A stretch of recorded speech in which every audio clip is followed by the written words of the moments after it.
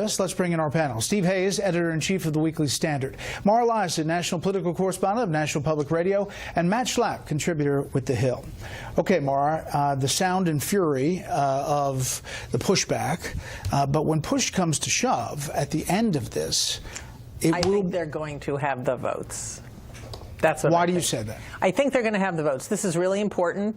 They can't really do much of anything else without doing this. Also, Paul Ryan seems very, very confident, and he has a nice cushion in the House. He can afford to lose around 20 conservative Republicans if they don't want to vote for this.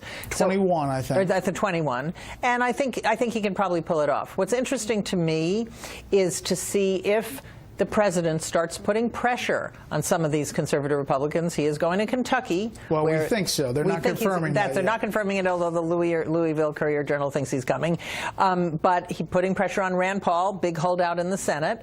And then what's really going to be interesting is over time, the way this is crafted, the people whose health care costs are going to go up are people between 40 and 64, people who are too young for Medicare, and a lot of those people are Trump voters, especially in rural areas. The people whose costs will go down are younger millennials who won't have the mandate anymore, and they potentially will have cheaper health care because the ratio will be changed. You'll be allowed to charge older people more than you are now. Steve, so those are not Trump voters. The pushback is from conservatives who say this is not fully being repealed and that it leaves an entitlement state in place. The leadership is saying it's in 3 phases.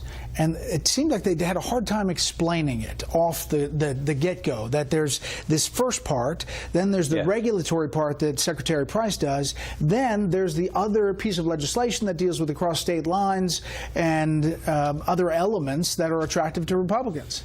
I think the conservatives are right in their criticism. And my colleague at the Washington Examiner, Philip Klein, who's an expert on this and has written more about this probably than anybody, wrote, "Liberals have won the central philosophical argument, and Republicans are reduced to fighting over the mechanics." That's the fight that we're watching take place right now. I think it's a problem for Republicans. I don't agree with Mara. I don't think that this bill as presented passes anything like it. But there's an evolution of this bill. There's an evolution of this bill, and something like it could pass, or something with major revisions could pass, because ultimately the question that I think leadership is going to pose to conservatives and others is, do you want to be for Obamacare or do you want to be for this? Yeah, a binary choice. The problem is, if you believe, as Philip Klein suggests, and as I believe, and as I think many of the conservatives believe, that this is basically Obamacare light, that this is, you're accepting the structures of Obamacare, you're accepting the philosophical underpinnings of Obamacare, that basically this is now a question of universal access, which is the way that you're hearing a lot of the proponents sell it, rather than a question about cost and freedom to choose and quality of care and health outcomes.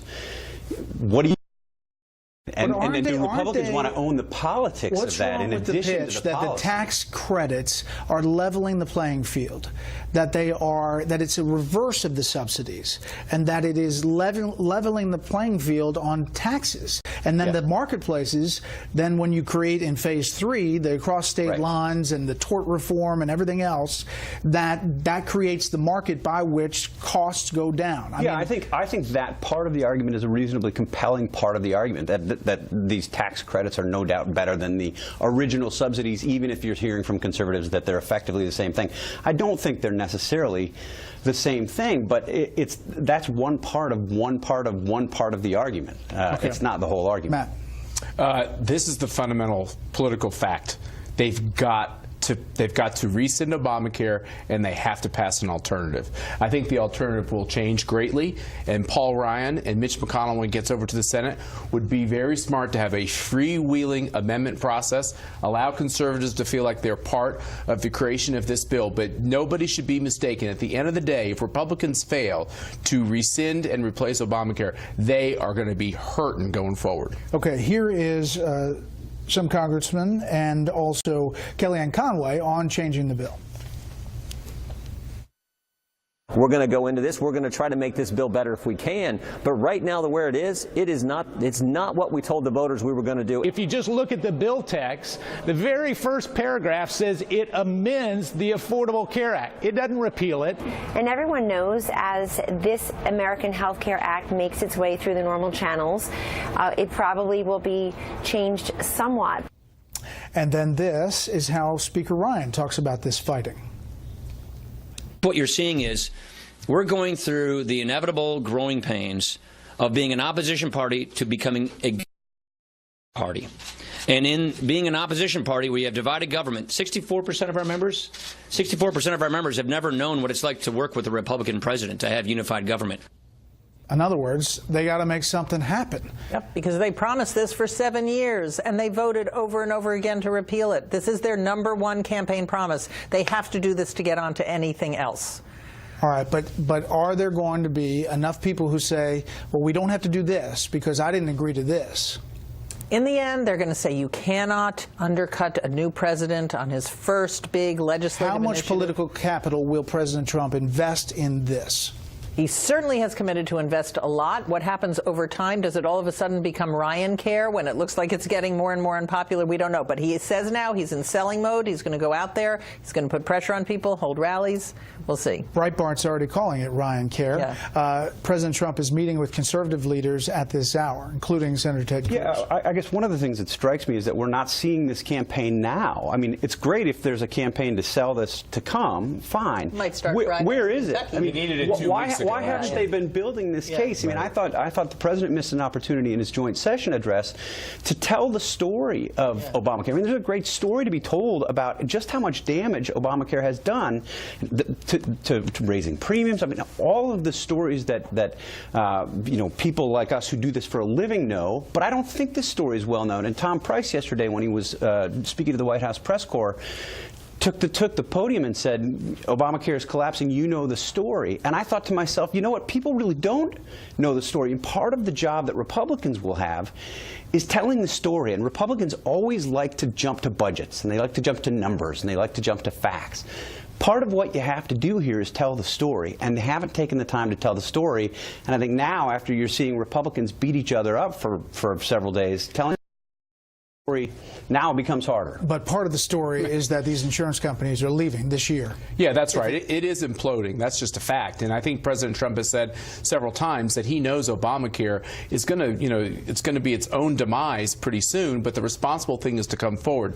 The only thing I would say to what Steve's saying is that we really have been telling the story for 7 years, and guess what? The American people bought it, and they think Obamacare is a failure. Now it's time, Paul Ryan's right, it's time to step up, right? But you have to do it in a way where people feel like they're included in that process. And the way this is rolled out today, they don't feel that way. They got to fix that. Back with the panel. Steve, is significant. Yeah, I think it could be very significant. I mean, look, what I think you had under President Obama with respect to ISIS in Iraq and Syria was fighting not to lose. I mean, the president didn't want to have attacks here on the U.S. homeland. He wasn't engaged in the way that you would expect to be engaged if you're going to win the battle against ISIS, even though he had periodic successes. I think the difference is Donald Trump is committed to win. He wants to defeat ISIS, just what he said in his joint address.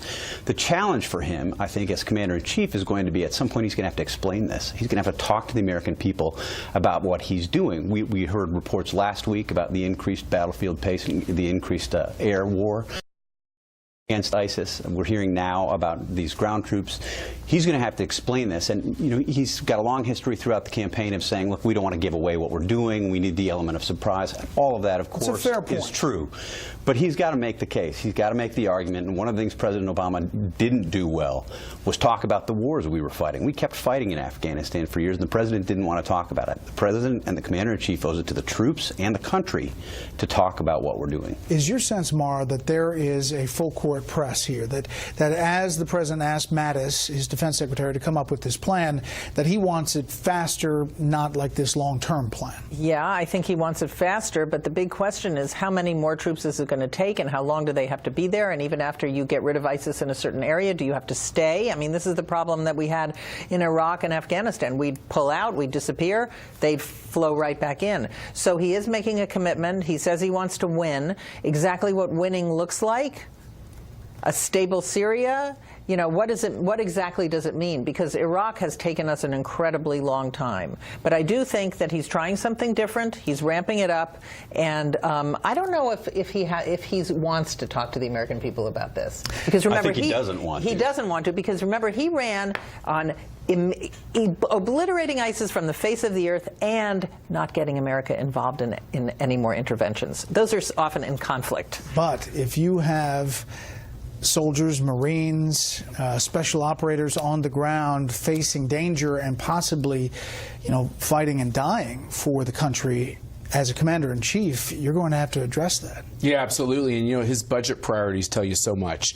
The big increases at DOD, the big cuts at state and other departments, zeroing out other departments.